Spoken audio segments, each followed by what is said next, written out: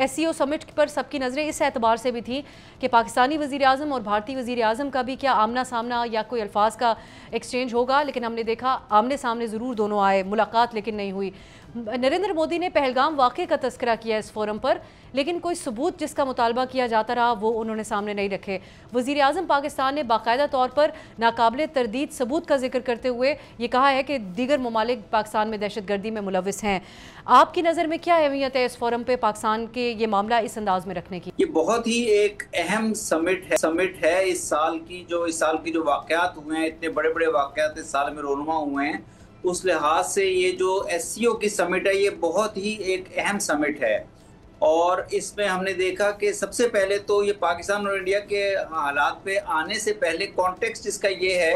कि चाइना को बहुत ज़्यादा अहमियत अब हासिल हो गई है इंटरनेशनल रिलेशंस में, क्योंकि चाइना की ने जो ये SCO समिट होस्ट की, अब से कुछ महीने पहले तक ये गुमान नहीं किया जा रहा था कि तमाम ममालिक ख़ुसूसन भारत भी इसमें इस तरह से शरीक होगा जिस गर्मजोशी से भारत ने इसमें शिरकत की है।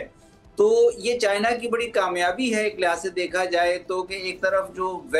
US और वेस्टर्न अलायंस जो है, US और EU के दरमियान इख्तलाफात बढ़ रहे हैं, जबकि China has been able to bring all SCO countries on a single SCO के प्लेटफॉर्म पे अपनी क़यादत में एक तरह से अपने मुल्क में उन्होंने सबको बुलाकर तो एक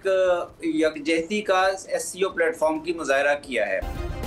सब्सक्राइब करें और बेल दबाएं ताकि कोई खबर रह न जाए।